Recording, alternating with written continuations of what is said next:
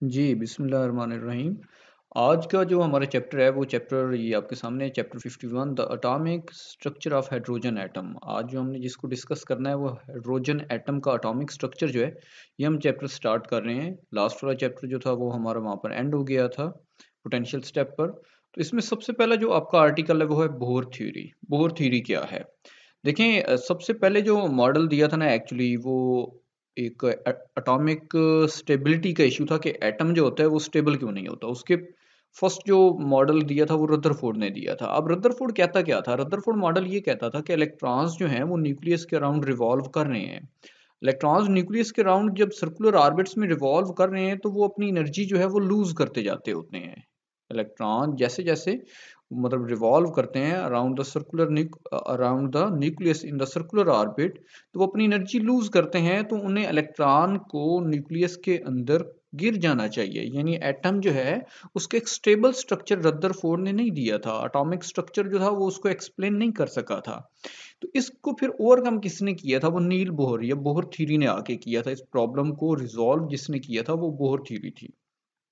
तो Bohr theory के according जो था, बोहर थ्योरी के दो पोस्टुलेट थे। पहले को हम स्टेशनरी स्टेट पोस्टुलेट कहते हैं और दूसरे को फ्रीक्वेंसी पोस्टुलेट कहते हैं। एक स्टेशनरी स्टेट पोस्टुलेट और एक फ्रीक्वेंसी। अब सबसे पहले हम देखते हैं स्टेशनरी स्टेट पोस्टुलेट। इस फिगर में देखें तो फिगर में ये देखें, ये आपके सामने एक एटॉमिक स्ट्रक्चर जो है शो करवाया गया है कि ये न्यूक्लियाई है और न्यूक्लियस के अराउंड ये शेल्स हैं जिसमें पहले शेल में इलेक्ट्रॉन रिवॉल्व कर रहा है, दूसरे में भी इलेक्ट्रॉन रिवॉल्व कर रहा है। लेकिन हर इलेक्ट्रॉन जो है वो अपने फिक्स्ड ऑर्बिट में रिवॉल्व करता है, लेकिन उसकी एनर्जी जो होती है वो डिस्क्रीट होती है, वो डेफिनेट एनर्जी रखता होता है। ये नहीं है कि एनर्जी कम ज़्यादा हो रही होती है। अपने ऑर्बिट में जब वो इलेक्ट्रॉन रिवॉल्व कर रहा होता है तो उसकी एनर्जी कम ज़्यादा नहीं होती। तो ये स्टेशनरी स्टेट पोस्टुलेट था कि इलेक्ट्रॉन जो है वो अपने फिक्स्ड ऑर्बिट में एक डेफिनेट एनर्जी रखता होता है जो कि डिक्रीज या इंक्रीज नहीं होती। और ये पोस्टुलेट जो था ये एक कंट्राडिक्ट था क्लासिकल थ्योरी के, ये उसके अगेंस्ट जा रहा था कि this postulate goes against the classical theory. तो ये पहला हो गया स्टेशनरी स्टेट पोस्टुलेट। सेकंड को फ्रीक्वेंसी पोस्टुलेट। फ्रीक्वेंसी पोस्टुलेट क्या है कि अब अगर इलेक्ट्रॉन जो है वो जंप करता है फॉर एग्जांपल एक शेल से दूसरे शेल में, या मतलब लो एनर्जी लेवल से हाई एनर्जी लेवल में या हाई एनर्जी लेवल से लो एनर्जी लेवल में आता है, तो देन हम कहते हैं कि जब ये इलेक्ट्रॉन जो है इसकी ट्रांजिशन और स्टेट्स की ट्रांजिशन हो रही होती है, तो उस वक्त क्या होता है कि वो उस वक्त फोटॉन्स जो होते हैं वो एमिट करता है, या वो उस वक्त जो फोटॉन्स है या एमिट करेगा या वो एब्जॉर्ब कर रहा होगा। तो वो हम ये कहते होते हैं कि अगर हाई एनर्जी से लो एनर्जी में जाएगा, हाई एनर्जी से लो एनर्जी में जाएगा तो देन उस वक्त वो फोटॉन रिलीज करेगा। और अगर लो एनर्जी लेवल से हाई एनर्जी लेवल में उसने आना है तो वो खुद नहीं आ सकता, उससे हमें एक्सटर्नल सोर्स से एनर्जी जो है वो हमें प्रोवाइड करनी पड़ेगी। तो ये फ्रीक्वेंसी पोस्टुलेट था। अब फ्रीक्वेंसी पोस्टुलेट को जरा देखें तो मैथमेटिकली देखते हैं हम फ्रीक्वेंसी पोस्टुलेट को। देखिए जी, फ्रीक्वेंसी पोस्टुलेट में ये आपके सामने एक इक्वेशन लिखी हुई है, E N minus E M is equal to H nu N M. E N क्या है? ई एन जो है actually energy of the electron है इन द nth ऑर्बिट, और ई एम क्या है? ये एनर्जी ऑफ इलेक्ट्रॉन है इन द mth ऑर्बिट। और जब n से वो m में गया है तो उस वक्त इतनी अमाउंट के फोटॉन्स जो हैं, इतनी यानी एनर्जी फोटॉन की रिलीज हुई है, एच न्यू एन एम, ये एनर्जी ऑफ फोटॉन रिलीज है जब n ऑर्बिट से वो m ऑर्बिट में गया है। तो ये एक्चुअली वो डिफरेंस ऑफ एनर्जी है जो इसने रिलीज किया है। अब नील बोर ने क्या किया था कि बाल्मर फार्मूले को भी नील बोर ने एक्सप्लेन करने की ट्राई की थी। तो वो बाल्मर फार्मूला, ये देखें, ये रेडबर्ग बाल्मर की एक मैथमेटिकल फॉर्म थी जिन्होंने दिया था। रेडबर्ग बाल्मर फार्मूला इसे कहते हैं कि वेवलेंथ जो है वो हम इस फार्मूले से डिटरमिन कर सकते होते हैं, जो हमारी स्पेक्ट्रल सीरीज बनती होती हैं कि 1/λmn is equal to R Rydberg constant होता है 1/m² minus 1/n², where m is equal to 2 for Balmer series. जिस तरह प्रॉपर स्पेक्ट्रल सीरीज होती है, लेमन सीरीज होती है, Balmer series, Paschen series, Brackett series, Pfund series, ये सारी सीरीज होती हैं। तो बाल्मर जो होता है उसके लिए m2 होता है और लेमन के लिए m1 होता है। तो यहाँ पे बाल्मर फार्मूले को भी इसने एक्सप्लेन करने की नील बोर ने ट्राई की थी। अब हम दोनों साइड्स को, राइट हैंड साइड को भी और लेफ्ट हैंड साइड को भी एच सी से मल्टीप्लाई करते हैं। तो एक्चुअली हम करने क्या जा रहे हैं, हम एक्चुअली जो हमारी एनर्जी का रिलेशन है ना वो ड्राइव करने जा रहे हैं। एक प्रॉपर एनर्जी का रिलेशन हम ड्राइव कर लेते हैं, उसमें हम फिर n की वैल्यू चेंज करते जाएंगे तो हमें पता चल जाएगा कि फर्स्ट स्टेट की, सेकंड स्टेट या थर्ड स्टेट की एनर्जी का क्या रिलेशन होता है। तो देखिए, जब हमने दोनों साइड को एच सी से मल्टीप्लाई करते हैं, जब हमने दोनों साइड को एच सी से मल्टीप्लाई किया तो देखिए हमारा अबव रिलेशन किस में ट्रांसफॉर्म हो गया, h c by lambda m n is equal to R h c by m square minus H c by n square. अभी देखिए तो c by lambda, c by lambda ये फ्रिक्वेंसी होती है nu, nu is equal to c by lambda m n is equal to nu m n. तो ये हमारे पास देखें एच एज इट इज आ गया और सी बाय लैम्डा जो था ये न्यू बन गया, फ्रिक्वेंसी बन गई एच एम एन। और ये देखें तो H C R by M square, R को अंदर मल्टीप्लाई कर दिया minus H C R by N square. अब हम इस तरह करते हैं, ये जो हमारी सेकंड टर्म है minus H C R by N square, इसको पहले लिख लेते हैं और ये फर्स्ट टर्म को हम बाद में लिख लेते हैं। वो ऊपर देखें माइंड में रखें, ये हमारी इक्वेशन 1 है। एक और इक्वेशन बनाते हैं, इन दो इक्वेशन को फिर हम कंपेयर करेंगे। अच्छा अब ये देखें जरा minus H C R by N square, और इस प्लस को मैंने इस तरह लिख लिया माइनस इंटू माइनस, तो इसको मैंने सेकंड इक्वेशन का नाम दे दिया। अब वो जो मेरी फर्स्ट इक्वेशन है ऊपर ये वाली, ये मेरी फर्स्ट इक्वेशन हो गई, ये मेरी सेकंड इक्वेशन। अब हम इन दोनों को कंपेयर करते हैं, देखें वो भी इक्वल है, एनर्जी डिफरेंस इक्वल है एच न्यू के, और इधर भी एच न्यू इसकी इक्वल है। तो it mean H new equal हो गया, तो फिर दूसरी साइड्स जो है वो भी एक दूसरे की इक्वल होंगी। तो देखें E N minus E m वो इसकी इक्वल आ गया minus H C R by N square और minus into minus H C R by m square. तो हमारे पास ये देखें ई एन की वैल्यू भी आ गई minus H C R by N square, और सिमिलरली ई एम उसके इक्वल हो जाएगा। तो एनर्जी का आपके पास एक रिलेशन आ गया minus H C R by N square. H आपके पास क्या होता है, प्लैंक कांस्टेंट होता है, सी स्पीड ऑफ लाइट होती है, आर रेडबर्ग कांस्टेंट होता है, एन जो है ये एक्चुअली एनर्जी स्टेट्स को रिप्रेजेंट कर रहा होता है। एन की वैल्यू 1 होगी तो आपकी फर्स्ट स्टेट होगी, एन की वैल्यू 2 होगी तो आपकी सेकंड स्टेट होगी, थर्ड होगी तो थर्ड एनर्जी स्टेट हो जाएगी। तो ये हमें हमारे पास एक रिलेशन आ गया। अब इसमें ये नेगेटिव साइन क्या रिप्रेजेंट कर रहा है, नेगेटिव साइन इक्वेशन 3 में आपको बताया जा रहा है कि एक्चुअली एनर्जी जो है वो सप्लाई की जा रही है एक्सटर्नल सोर्स से, जब इलेक्ट्रॉन को यानी लो एनर्जी लेवल से हाई एनर्जी लेवल में शिफ्ट किया जा रहा है। लो एनर्जी लेवल से हाई एनर्जी लेवल में आपने जाना है तो आपको एक इलेक्ट्रॉन खुद नहीं जा सकता, उसके पास इतनी एनर्जी नहीं है, आपको एक्सटर्नल सोर्स से एनर्जी प्रोवाइड करनी पड़ेगी। तो ये नेगेटिव साइन ये इंडिकेट कर रहा है कि एक्सटर्नल सोर्स से हम एनर्जी जो है उससे सप्लाई कर रहे हैं to move the electron from low energy level into the high energy level. तो देखिए अभी तक आप लोगों ने बस ये एक्चुअली आपका एक शॉर्ट क्वेश्चन टाइप आया हुआ होता है कि जिसमें आप लोगों ने जस्ट ये दो इसके पोस्टुलेट्स पढ़े हैं कि बोहर थ्योरी के पोस्टुलेट्स जो हैं वो दो पढ़े हैं आप लोगों ने, एक स्टेशनरी स्टेट पोस्टुलेट और एक frequency postulate. Stationery state postulate में हमने देखा कि इलेक्ट्रॉन जो है वो सर्कुलर ऑर्बिट्स में वो रिवॉल्व कर रहा होता है लेकिन डेफिनेट एनर्जी रखता होता है, एनर्जी डिक्रीज या इंक्रीज नहीं हो रही होती। और फ्रीक्वेंसी पोस्टुलेट में आपने देखा कि एनर्जी जो है वो एब्जॉर्ब या वो एमिट कर रहा होता है, उसको करता है जब इलेक्ट्रॉन की ट्रांजिशन हो रही होती है, स्टेट्स में ट्रांजिशन, यानी जब वो जंप करता होता है एक शेल से दूसरे शेल में, तो देन या तो वो फोटोन एब्जॉर्ब कर रहा होता है और या वो रिलीज कर रहा होता है, वो जो एनर्जी डिफरेंस होता है बिटवीन द स्टेट्स। तो अब यहाँ से आगे नेक्स्ट एक इसी फार्मूले को हम, ये जो एनर्जी का रिलेशन हमने ड्राइव किया है इसी को हम यूज करते हैं और एक अपने एक न्यूमेरिकल प्रॉब्लम जो है उसको सॉल्व करते हैं। तो देखें जी, न्यूमेरिकल प्रॉब्लम ये है कि calculate the binding energy of the hydrogen atom. आपने बाइंडिंग एनर्जी निकालनी है हाइड्रोजन एटम की, that is the energy that must be added to atom to remove the electron from its lowest energy state. यानी आप binding energy निकालें hydrogen atom की और वो बताई जा रहा है कि ये एनर्जी वो होती है कि लोएस्ट एनर्जी स्टेट से एक इलेक्ट्रॉन को रिमूव करने के लिए ये यूटिलाइज होती है। तो देखिए जी फार्मूला हमारा वही अप्लाई होगा ऊपर वाला। तो energy required to remove the electron from, इसे हम बाइंडिंग एनर्जी कहते होते हैं। बाइंडिंग एनर्जी की डेफिनेशन आपको बता दी है। बाइंडिंग एनर्जी हाइड्रोजन एटम की ये फार्मूला इन्फिनिटी माइनस E1, देखे ना lowest energy state, lowest energy state के लिए हम 1 ले रहे हैं, 1 से लेके वो पता नहीं किधर कितने स्टेट तक जाएगा उससे हम इन्फिनिटी ले रहे हैं, हमें नहीं पता कि वो किस स्टेट तक जाएगा। तो ई इन्फिनिटी माइनस E1 हमारे पास फार्मूला होता है E N minus H C R by N square. अब इसके लिए n इन्फिनिटी पुट करें और इसके लिए n को 1 पुट करें। तो ये देखिए हमने पुट किया, anything divided by infinity is equal to 0 और माइनस माइनस ये प्लस हो गया और इधर एच सी आर। अब एच प्लैंक कांस्टेंट है तो वैल्यू देखें 6.625 multiply by 10⁻34। C speed of light है उसकी वैल्यू हमने पुट कर दिया।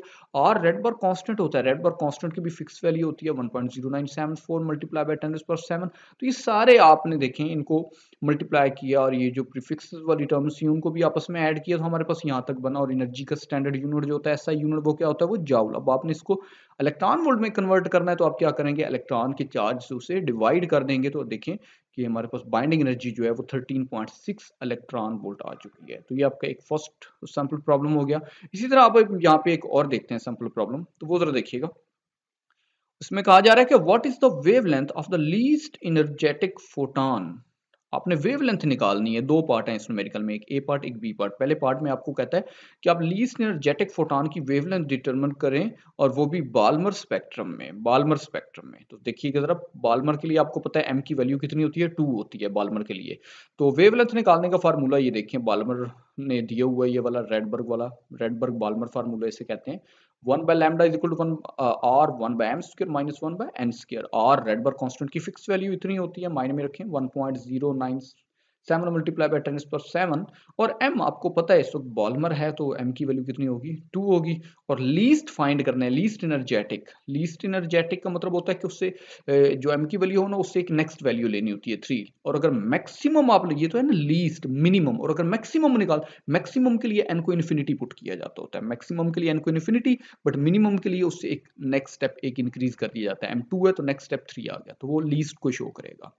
तो ये देखें यहाँ पर आपने एलसीएम लिया 1/4 माइनस 1/9 का, इधर एलसीएम आपने स्टेप में ले लिया, और यहाँ पर 1 बाय लैम्डा, तो लैम्डा निकालना है तो इसको इन्वर्ट कर लें, तो लैम्डा आपके पास ये इतना आ गया 656.3 नैनोमीटर। ये आप इसका न्यूमेरिकल का पहला स्टेप हो गया कि आपने मतलब लीस्ट एनर्जेटिक फोटॉन जो थे उनकी वेवलेंथ डिटरमिन की, वो भी बाल्मर स्पेक्ट्रम में। Then second part B part है कि what is the wavelength of the series limit for the Balmer series. What is the wavelength of the series limit. अच्छा, अब इसकी लिमिट क्या होगी, मतलब अब ये उसका दूसरा पार्ट आ चुका है। वो मिनिमम को रिप्रेजेंट कर रहा था, अब वो मैक्सिमम को, मैक्सिमम के लिए आप n को इन्फिनिटी पुट करेंगे। तो देखिए m की वैल्यू 2, ये तो बाल्मर हो गए, और मैक्सिमम में जाना है तो n को क्या पुट करेंगे, इन्फिनिटी। तो देन आप 1 बाय इन्फिनिटी, ये n की जगह इन्फिनिटी पुट किया तो 1 बाय इन्फिनिटी 0, और 1/2 का स्क्वायर ये 1/4 बन गया। बाकी कैलकुलेशन एज इट इज। अब आपने तो यहाँ पर देखें तो ये मिनिमम वेवलेंथ ही आई है, वो मैक्सिमम वेवलेंथ है और इधर मिनिमम वेवलेंथ है। ओके हो गया।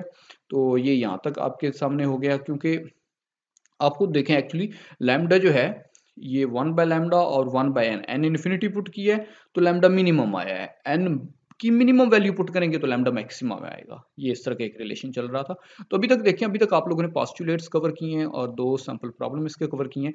अब इसकी derivation of the Bohr theory को स्टार्ट करते हैं। Derivation of the Bohr theory में आप लोगों ने क्या करना है, आप लोगों ने ये करना है कि देखिए आपको पता है कि हाइड्रोजन एटम में एक ही इलेक्ट्रॉन होता है, एक ही प्रोटॉन होता है। इलेक्ट्रॉन जो है न्यूक्लियस के अराउंड जो है वो रिवॉल्व कर रहा होता है अपने ऑर्बिट में। अब ऑर्बिट में रिवॉल्व कर रहा है तो उसकी कोई ना कोई ऑर्बिटल स्पीड होगी जिससे वो रिवॉल्व कर रहा है। अब हमने ना इस बोहर थ्योरी में ऑर्बिटल स्पीड डिटरमिन करनी है। क्या उसकी ऑर्बिटल स्पीड हम किस तरह डिटरमिन करते हैं, तो देखें जी आपके सामने ये एक फिगर शो करवाई जा रही है कि ये एक प्रोटॉन है और ये एक इलेक्ट्रॉन है जिसका मैस को रिप्रेजेंट किया गया है e, मैस ऑफ इलेक्ट्रॉन, और इनके बिटवीन डिस्टेंस जो है वो रेडियस r का है, और ये इसकी ऑर्बिटल स्पीड v है जो कि हमने डिटरमिन करनी है। अच्छा, इलेक्ट्रॉन जो है, इलेक्ट्रॉन पे नेगेटिव चार्ज है, प्रोटॉन पर पॉजिटिव चार्ज है, तो दोनों के बिटवीन एक इलेक्ट्रोस्टैटिक फोर्स ऑफ अट्रैक्शन होगी। अच्छा, इनके between electrostatic force of attraction है, और साथ चूंकि इलेक्ट्रॉन रिवॉल्व किए जा रहा है, तो रिवॉल्व किए जा रहा है तो इट मींस कोई ना कोई सेंट्रीपिटल फोर्स है जिसकी वजह से ये रिवॉल्व किए जा रहा है। अच्छा, उस सेंट्रीपिटल फोर्स को क्रिएट कौन कर रहा है, वो एक्चुअली जो इलेक्ट्रोस्टैटिक फोर्स ऑफ अट्रैक्शन है वही सेंट्रीपिटल फोर्स के इक्वल है। तो देखिए हम इसी रिलेशन को यूज करते हुए हम इसकी ऑर्बिटल स्पीड निकालते हैं कि हमें पता है कि जो इलेक्ट्रोस्टैटिक फोर्स ऑफ अट्रैक्शन यानी जिसे हम कूलम फोर्स कहते हैं वो इक्वल है सेंट्रीपिटल फोर्स के। अब कूलम फोर्स जो है वो दो के बिटवीन लग रही है, इलेक्ट्रॉन और प्रोटॉन। तो ये देखें, ये के ई इलेक्ट्रॉन का चार्ज है और जेड ई ये प्रोटॉन को रिप्रेजेंट कर रहा है, जेड ई प्रोटॉन को, ई इलेक्ट्रॉन को, के कूलम कांस्टेंट हो गया divided by R square, inverse square law को होल्ड कर रहा होता है कूलम फोर्स जो है। आगे सेंट्रीपिटल फोर्स का formula Newton second law, F is equal to M A कौन सा है, सेंट्रीपिटल एक्सेलरेशन है जो कि इक्वल है वी स्क्वायर बाय आर। तो ए सी इक्वल हो गया वी स्क्वायर बाय आर, ये आपने यहाँ पर पुट किया, देखें तो M V square by R centripetal force का बन गया। अब ये आर देखें और इधर आर स्क्वायर, तो ये आर उस स्क्वायर से कैंसिल हो गया तो एक आर बच गया, बाकी सारी as it is, k e square Z as it is, और इधर एम ई वी स्क्वायर। अब आप लोगों ने चूंकि वी निकालना है और के कूलम कांस्टेंट आपको पता है इक्वल होता है 1/4 पाई एप्सिलॉन नॉट, तो के की जगह आपने ये यहाँ पर पुट किया 1/4 पाई एप्सिलॉन नॉट। आगे G E square by R और M E V square as it is, आप लोगों ने वी स्क्वायर निकालना है। तो ये देखें वी स्क्वायर एम ई इधर मल्टीप्लाई हो रहा था, उधर जाकर क्या हो गया, ये डिवाइड हो गया, एम ई इधर आकर डिवाइड। तो ये देखें ये वी आपने चूंकि निकालना है दोनों तरफ स्क्वायर रूट लिया, तो हमारे पास इस रिलेशन में, इस इक्वेशन में देखें तो जी हमें पता होता है फिक्स वैल्यू, ई का भी पता होता है, एप्सिलॉन नॉट भी फिक्स वैल्यू है, कांस्टेंट है पता है, मैस ऑफ इलेक्ट्रॉन भी पता है, आर एक अननोन चीज है। अब अगर आर हमें डिटरमिन हो जाए ना, आर डिटरमिन हो जाए तो आप इसकी ऑर्बिटल स्पीड निकाल सकते हैं। So from equation 1 we can find orbital speed of electron if R is known. यानी हम आर भी डिटरमिन कर सकते हैं। अच्छा, अब ये जो इलेक्ट्रॉन इसके अराउंड रिवॉल्व कर रहा है, अब हम उसकी ये जो एक रेवोल्यूशन कंप्लीट करता है इसका, जब ये एक रेवोल्यूशन इस तरह इसका कंप्लीट कर लेगा तो हम इसकी अब फ्रिक्वेंसी निकालना चाहते हैं। बिल्कुल छोटा सा रिलेशन है, कोई इतना मुश्किल नहीं है। देखिए, हमें पता है कि v इक्वल होता है R omega. v linear velocity होती है, ओमेगा एंगुलर वेलोसिटी होती है। v is equal to R omega, और ओमेगा हमें पता है 2 पाई न्यू के इक्वल होता है। ओमेगा देखें, ओमेगा 2 पाई, ये ओमेगा की जगह मैंने क्या पुट कर दिया, 2 पाई न्यू। तो ये हमने इसको एक ऑर्डर में लिख लिया, 2 पाई आर न्यू। और न्यू एक्चुअली फ्रिक्वेंसी है जो हमने फाइंड करनी है। तो न्यू किसकी इक्वल हो गया, ये 2 पाई आर इधर मल्टीप्लाई हो रहा है, उधर जाकर क्या हो गया, divide, v by 2 pi R. और v ऑलरेडी हम अभी निकाल चुके हैं, ऑर्बिटल स्पीड वो ऊपर। ये इक्वेशन 1 से v का रिलेशन यहाँ पर पुट करते हैं। तो देखें जी, इक्वेशन 1 से ये हम ये v को सेपरेट करके इक्वेशन 1 से हम ये v की वैल्यू यहाँ पर यूज करने जा रहे हैं। तो वो हमने v की वैल्यू जब वो हमने यहाँ पर यूज कर ली, ये देख लें। तो ये देखें 1 by 2 pi R as it is, और v जो था वो हमने यहाँ पर ये पुट किया। तो v की ये स्क्वायर रूट, और नेक्स्ट अब आप 2 पाई आर को इस तरह भी लिख सकते हैं, 4 पाई स्क्वायर आर स्क्वायर ऊपर स्क्वायर रूट, क्योंकि स्क्वायर रूट जब खत्म करेंगे तो अगेन वही टर्म बन जाएगी वो वाली। तो अब आपने एक ही कॉमन स्क्वायर रूट करके उसको इनसाइड ये लिख लिया, और जितनी जो मल्टीप्लाई हो रहे थे ये आर आर स्क्वायर के साथ, तो आर क्यूब बन गया। इसी तरह जो बाकी ये 4 और 4, ये 16 पाई स्क्वायर, और ये पाई पाई क्यूब। तो ये आ गया frequency of revolution of orbiting electron. तो नहीं जी, इस लेक्चर में मैं बस इतना काम ही कवर करवा रहा हूँ कि आप लोगों ने एक तो बोर थ्योरी के पोस्टुलेट्स कवर किए हैं, उसके बाद 2 सैंपल प्रॉब्लम्स कवर की हैं। उसके बाद हमने क्या किया, ऑर्बिटल स्पीड जो है वो हमने निकाली है इलेक्ट्रॉन की, और उसके बाद फ्रिक्वेंसी ऑफ रेवोल्यूशंस की फाइंड की है। तो लें जी, नेक्स्ट लेक्चर में इंशाल्लाह इसकी नेक्स्ट जो रिमेनिंग एरिया है कैलकुलेशन का वो कवर होगा। तो ओके जी, अल्लाह हाफिज़।